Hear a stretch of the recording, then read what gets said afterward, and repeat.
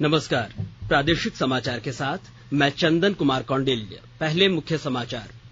राज्य सरकार ने निजी अस्पतालों में कोरोना मरीजों के जांच के इलाज के लिए दर निर्धारित की। जिलों को 3 श्रेणियों में बांटा गया। पिछले 24 घंटे में 1137 नए मरीज मिलने से संक्रमितों की संख्या बढ़कर 33,311 हुई। 10 मरीजों की मौत। जेईई नीट परीक्षा के मुद्दे पर बढ़ी राजनीतिक सरगर्मी। विपक्षी दलों ने की परीक्षा स्थगित करने की मांग। एनटीए ने कहा पूरे एहतियात के साथ समय पर होगी परीक्षा। और आज से खुला देवघर का बाबा वैद्यनाथ मंदिर। रोजाना सुबह 6 से 10 बजे तक 4 घंटे में 200 श्रद्धालु कर सकेंगे दर्शन। अब समाचार विस्तार से। राज्य सरकार ने कोरोना संक्रमित मरीजों के इलाज के लिए निजी अस्पतालों की दरें तय कर दी हैं, जिसके तहत अब झारखंड के सभी जिलों को 3 कैटेगरी में बांटा गया है। इसमें भी एनएबीएच मान्यता प्राप्त अस्पताल और नॉन एनएबीएच अस्पतालों के लिए अलग अलग दरें तय की गई हैं, जिसके तहत अब कोई भी अस्पताल कैटेगरी के अनुसार न्यूनतम 4,000 से अधिकतम 18,000 रुपए प्रतिदिन से अधिक नहीं ले सकेंगे। स्वास्थ्य विभाग की ओर से कुछ प्रकार जांच की भी दरें तय की गई हैं, जिसमें एबीजी जांच के लिए 400 रुपए, ब्लड शुगर लेवल के लिए 100 रुपए, डी डिमार्स लेवल के लिए 800 रुपए, हीमोग्लोबिन के लिए 150 रुपए, सिटी चेस्ट के लिए 3500 रुपए, एक्सरे चेस्ट के लिए 500 रुपए और ईसीजी के लिए 300 रुपए लगेंगे। वहीं पिछले 24 घंटे में 1137 नए मरीजों के मिलने के बाद राज्य में कोरोना संक्रमितों की संख्या बढ़कर 33,311 हो गई है। कल सबसे ज्यादा 173 मरीज राजधानी रांची में मिले। वहीं 10 कोरोना संक्रमित मरीजों की मौत भी हो गई। मृतकों में पूर्वी सिंहभूम से 6, बोकारो से 2 और देवघर रांची से 1-1 मरीज शामिल हैं। प्रदेश में कोरोना संक्रमितों की मौत का आंकड़ा बढ़कर 362 हो गया है। इधर पिछले 24 घंटे में 736 लोग कोरोना संक्रमित ठीक हुए हैं। अब तक 22,486 मरीज स्वस्थ होकर अपने घर लौट चुके हैं। इस समय राज्य में सक्रिय मरीजों की कुल संख्या 10,463 है। रिकवरी रेट 67.50% हो गया है। वहीं साहिबगंज जिले में पिछले 24 घंटे में 31 नए कोरोना संक्रमित मरीज मिले हैं। जिले में अभी तक कोरोना के 647 मामले मिले हैं, जिसमें 335 एक्टिव केस हैं, जबकि 305 मरीज ठीक होकर अपने घर वापस जा चुके हैं। कोरोना मरीजों की जांच के लिए जमशेदपुर के सिद्धगोड़ा बिरसा मुंडा नगर भवन में मंगलवार से स्थायी केंद्र खोला गया है। यहां रैपिड एंटीजन टेस्ट आरटीए की सहायता से जांच की जा रही है। बिरसा मुंडा नगर भवन में ऑनलाइन निबंधन कराने वालों का सुबह 10 बजे से दोपहर 2 बजे तक टेस्ट किया जा रहा है, जबकि ऑनलाइन निबंधन नहीं कराने वालों की जांच दिन के 3 बजे से शाम 6 बजे तक किया जा रहा है। लोगों को अपना पता और मोबाइल नंबर दर्ज कराना जरूरी है। वॉलंटरी सेवा दे रहे एक्सएलआरआई के असिस्टेंट प्रोफेसर बीरेंद्र ने बताया कि एक वेबसाइट तैयार किया गया है, जिसमें लोग ऑनलाइन रजिस्ट्रेशन कराकर जांच करा सकते हैं। गिरिधर रामचंद्रन प्रोफेसर हूँ एक्सएलआरआई जी, यहाँ पे वॉलंटियर की से काम कर रहा हूँ। तो हमने एक्सएलआरआई की थ्रू से एक वेबसाइट बनाया है, लोग रजिस्टर कर सकते हैं। आईडी आ जाएगा, उनकी आईडी पे लेकर इधर आएंगे तो उधर लाइन में लग जाएंगे और बुकिंग आईडी की को स्लॉट दिया जाता है 10 to 11, 11 to 12, 12 to 1, 1 to 2 ऐसा। और एक में 50 घंटे 50 में वो बुकिंग आईडी लेके आएंगे, उधर जांच कराएंगे। बुकिंग आईडी भी आपको SMS में आ जाएगी। ये रैपिड एंटीजन टेस्ट का सर, ये कब तक इसका रिजल्ट मिलेगा? ये उसी दिन मिल। वहीं देश में वर्तमान कोविड मरीजों की तुलना में लगभग 3.5 गुना से अधिक लोग इससे ठीक हो चुके हैं। पिछले 25 दिनों में संक्रमण से स्वस्थ होने वालों की संख्या दोगुनी हो गई है। स्वस्थ होने वालों की दर बढ़कर 76.3% हो गई है। अब तक एहतियात उपायों के कारण 24,67,000 से अधिक लोग इस संक्रमण से स्वस्थ हो चुके हैं। पिछले 24 घंटों में 63,000 से अधिक लोग इलाज के बाद ठीक हुए। इधर राष्ट्रीय परीक्षा एजेंसी एनटीए ने कहा है कि कोविड महामारी के मद्देनजर नीट और जेईई परीक्षा कराते समय पूरी एहतियात बरती जाएगी और सभी आवश्यक उपाय किए जाएंगे। एनटीए के महानिदेशक डॉक्टर विनीत जोशी ने कहा कि सभी विद्यार्थियों और कर्मचारियों की सुरक्षा उनकी प्राथमिकता है। उन्होंने आश्वासन दिया कि परीक्षा के दौरान सुरक्षित दूरी बनाए रखने के बारे में सरकारी दिशा निर्देशों का पालन किया जाएगा। वहीं परीक्षा हॉल की संख्या बढ़ाई गई है ताकि एक कमरे में 12 उम्मीदवारों से ज्यादा न बैठें। उन्होंने कहा कि एक केंद्र में विद्यार्थियों के अलग समूहों को अलग अलग समय आवंटित किया गया है। परीक्षकों की संख्या भी दोगुनी कर दी गई है। श्री जोशी ने कहा कि पिछले 15 दिन से शहर समन्वयक और प्रेक्षकों को मानक संचालन प्रक्रिया और विस्तृत दिशा निर्देशों के बारे में प्रशिक्षण दिया जा रहा है, ताकि वे परीक्षा केंद्रों में सुरक्षित दूरी बनाए रखने के नियम का सख्ती से पालन कर सकें। उन्होंने कहा कि विद्यार्थियों के लिए परामर्श जारी किया गया है। जेईई मेंस और नीट अपने निर्धारित कार्यक्रम के अनुसार सितंबर में आयोजित की जाएगी। इंजीनियरिंग की प्रवेश परीक्षा 1 से 6 सितंबर तक और नीट परीक्षा 13 सितंबर को आयोजित होगी। इधर राष्ट्रीय परीक्षा एजेंसी एनटीए ने कल नीट 2020 परीक्षा के लिए प्रवेश पत्र जारी कर दिया। 13 सितंबर को होने वाले इस परीक्षा के लिए 15 लाख से अधिक उम्मीदवारों ने अपना पंजीकरण कराया है। उम्मीदवार वेबसाइट ntaneet.nic.in से अपने प्रवेश पत्र डाउनलोड कर सकते हैं। सितंबर में होने वाली जेईई और नीट की परीक्षा आयोजित करने के केंद्र सरकार के फैसले को लेकर राजनीतिक गतिविधियां भी तेज हो गई हैं। कांग्रेस अध्यक्ष सोनिया गांधी की अध्यक्षता में कल वीडियो कॉन्फ्रेंसिंग के जरिए विपक्षी दलों ने बैठक की। इसमें झारखंड के मुख्यमंत्री हेमंत सोरेन भी शामिल हुए। विचार विमर्श के बाद झारखंड समेत 7 राज्यों ने केंद्र सरकार से कोरोना काल में परीक्षा स्थगित करने की मांग की है। स्वास्थ्य और परिवार कल्याण मंत्रालय ने लोगों से सलाह दी है कि वे नोवल कोरोना वायरस से अपने को सुरक्षित रखने के लिए सभी बुनियादी और एहतियात उपायों का पालन करें और सामाजिक दूरी बनाए रखें। प्रस्तुत है एक रिपोर्ट।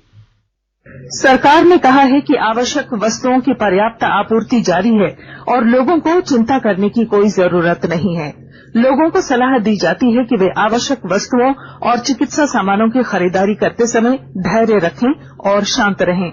आवश्यक वस्तुओं को खरीदने के लिए बार बार बाहर निकलने से बचें। साथ ही लोगों से हाथ मिलाने और गले लगने से भी बचना चाहिए। बाजार, मेडिकल स्टोर और अस्पतालों में लोग कम से कम 1 मीटर की दूरी बनाए रखें। घर पर गैर जरूरी सामाजिक समारोह से बचा जाना चाहिए और घर पर मेहमानों को नहीं बुलाना चाहिए। लोगों को अपनी आंख, नाक और मुंह छूने से बचना चाहिए और लगातार हाथ साफ करते रहना चाहिए। हाथ को दोनों तरफ से कम 20 सेकंड तक रगड़कर धोना चाहिए। यदि कोई व्यक्ति खांसी या बुखार से पीड़ित है तो वह दूसरों के संपर्क में आने से बचे और डॉक्टर से तुरंत परामर्श ले। स्वास्थ्य मंत्रालय ने कोरोना वायरस के बारे में जानकारी के लिए एक टोल फ्री नंबर 1075 जारी किया है। इधर राज्य सरकार की ओर से भी कई दिशा निर्देश जारी किए गए हैं। इस सिलसिले में सरकार ने हेल्पलाइन नंबर 181 जारी किया है। सरकार ने कहा है कि कोरोना वायरस से संदिग्ध तौर पर संक्रमित कोई व्यक्ति पाया जाता है तो इसकी सूचना 0651 जो रांची का कोड है और टेलीफोन नंबर 2261-000 तथा 2261-002 के अलावा फैक्स नंबर 2261-856 और मोबाइल नंबर 9955837428 पर दी जा सकती है। आकाशवाणी रांची भी आपसे अपील करता है कि कोविड-19 के संक्रमण से बचने और अन्य लोगों को सुरक्षित रखने के लिए कृपया घर पर ही रहें और सरकारी दिशा निर्देशों का पालन करें। आकाशवाणी के ताजा तरीन समाचारों के लिए आप हमारी वेबसाइट newsonair.com पर लॉग ऑन कर सकते हैं। ताजा समाचार Twitter handle @AIR News Alerts और Facebook page all India radio news पर भी उपलब्ध है। आप प्रादेशिक समाचार एकांश के ट्विटर हैंडल @AIR News_Ranchi और Facebook page AIR News Ranchi के अलावा हमारे YouTube channel regional news unit Ranchi पर भी बुलेटिन को सुन सकते हैं। प्रादेशिक समाचार आप आकाशवाणी रांची से सुन रहे हैं। महिला और बाल विकास मंत्रालय ने बच्चों, व्यक्तियों और संस्थानों से प्रधानमंत्री राष्ट्रीय बाल पुरस्कार 2021 के लिए नाम आमंत्रित किए हैं।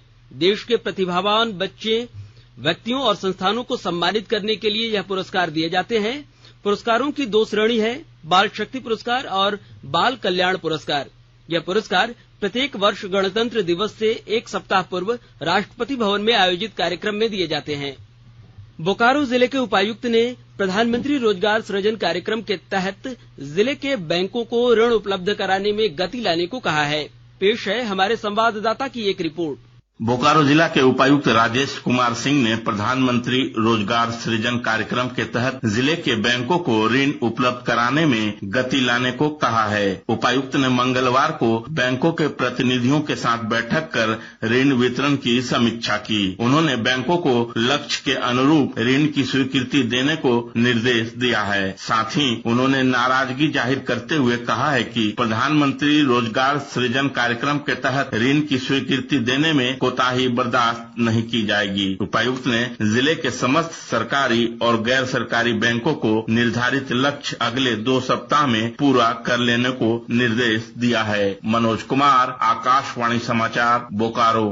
गोड्डा जिले के पहाड़िया जनजाति बहुल क्षेत्र बारीजोर में कालाजार को समाप्त करने के लिए 1 सितंबर से 2 माह तक कालाजार उन्मूलन अभियान चलाया जाएगा, जिससे यह प्रखंड कालाजार मुक्त बनाया जा सके। उपायुक्त भोर सिंह यादव ने वीडियो कॉन्फ्रेंसिंग के माध्यम से स्वास्थ्य विभाग के अधिकारियों और डॉक्टरों के साथ समीक्षा बैठक के बाद यह जानकारी दी। उन्होंने कहा कि संस्थागत प्रसव में इस वर्ष अप्रैल से जुलाई माह तक गोड्डा जिले में काफी कमी देखी गई है। गोड्डा के मेहरमा प्रखंड का जिले भर में सबसे कम 62% ही संस्थागत प्रसव रिकॉर्ड किया गया है। महागामा में यह 72% है। अधिकारियों ने कहा कि सहिया और आंगनबाड़ी कार्यकर्ताओं के सहयोग से 100% लक्ष्य सुनिश्चित किया जाएगा। स्वास्थ्य विभाग को टीबी, मलेरिया, कालाजार, जन आरोग्य, प्रधानमंत्री जन आरोग्य योजना आदि पर भी विशेष ध्यान देने पर निर्देश दिए गए हैं। राज्य सरकार ने देवघर के प्रसिद्ध वैद्यनाथ धाम मंदिर और दुमका जिले के बासुकीनाथ धाम मंदिर में दर्शन के लिए सशर्त इजाजत दी है। देवघर जिले के उपायुक्त कमलेश्वर प्रसाद सिंह द्वारा जानकारी दी गई है कि राज्य सरकार के निर्देशानुसार बाबा वैद्यनाथ मंदिर आज से प्रतिदिन अधिकतम 4 घंटे के लिए झारखंड के आम श्रद्धालुओं के लिए खोला जाना है। ऐसे में यह अवधि श्रद्धालु बाबा वैद्यनाथ का दर्शन कर सकते हैं। इसके अलावा सामाजिक दूरी का अनुपालन सुनिश्चित करने के उद्देश्य से प्रति घंटे अधिकतम 50 की संख्या में श्रद्धालुओं को दर्शन हेतु अनुमति दी जाएगी। साथ ही बाबा मंदिर आने वाले श्रद्धालुओं को मास्क, सैनिटाइजर के उपयोग एवं केंद्र सरकार के दिशा निर्देशों के अनुरूप अन्य स्वास्थ्य संबंधी मानकों का अनुपालन करते हुए मंदिर में प्रवेश की अनुमति दी जाएगी। कोरोना संक्रमण के बढ़ते खतरे को देखते हुए उपायुक्त ने मंदिर में प्रवेश के लिए ऑनलाइन एंट्री पास की सुविधा को प्रभावी रूप से जल्दी लागू करने के निर्देश मंदिर प्रभारी एवं सूचना विज्ञान पदाधिकारी को दिया है। कोविड-19 के खतरे को देखते हुए बुजुर्ग, बीमार और स्वास्थ्य लाभ ले रही महिलाओं से अभी मंदिर नहीं आने और दर्शन से बचने की अपील की गई है। इधर पिछले 1 सप्ताह से लगातार हो रही बारिश के चलते पश्चिमी सिंहभूम जिले में भी जनजीवन पूरी तरह से अस्त व्यस्त हो गया है। वहीं कल रात एक मकान के ढहने की वजह से उसमें दबकर एक बच्चे की मौत हो गई है। घटना सदर प्रखंड के कांकुसी गांव की है। इधर सभी नदियों का जलस्तर काफी बढ़ गया है, जिससे निचले इलाके पूरी तरह से जलमग्न हो गए हैं। वहीं चतरा जिले में लगातार हो रही मूसलाधार बारिश के कारण हंटरगंज प्रखंड से होकर गुजरने वाली लीलाजन नदी उफान पर है। नदी में कल अचानक बाढ़ से घर में मवेशी चराने निकले बेला और सोखा गांव के 8 चरवाहे 2 दर्जन मवेशियों के साथ नदी के बीच तेज धार में फंस गए। हंटरगंज प्रखंड प्रशासन ने इटखोरी से स्थानीय गोताखारों की टीम को बुलाया। 20 तैराकों की प्रशिक्षित टीम ने करीब 5 घंटे के कड़ी मशक्कत के बाद नदी में फंसे सभी चरवाहों को कल शाम बाहर निकाल लिया। इधर नदी में आए बाढ़ से एक अन्य व्यक्ति के नदी में डूब जाने की आशंका व्यक्त की जा रही है। हालांकि प्रखंड विकास पदाधिकारी ने इसकी पुष्टि नहीं की है। और अब एक नजर आज के प्रमुख समाचार पत्रों की सुर्खियों पर। कोरोना संकट के बीच नीट और जेईई की परीक्षा आयोजित करने के केंद्र सरकार के निर्णय पर बढ़ी राजनीतिक सरगर्मी को आज के सभी अखबारों ने पहले पन्ने पर स्थान दिया है। कांग्रेस अध्यक्ष सोनिया गांधी ने गैर भाजपाई मुख्यमंत्रियों के साथ बैठक की। इस शीर्षक के साथ दैनिक भास्कर ने इस खबर को प्रमुखता से प्रकाशित किया है।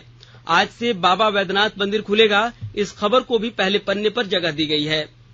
वहीं दैनिक अखबार प्रभात खबर ने जेईई मेन और नीट परीक्षा सिर्फ 5 जिलों में ही आयोजित करने की खबर को प्रमुखता से प्रकाशित किया है।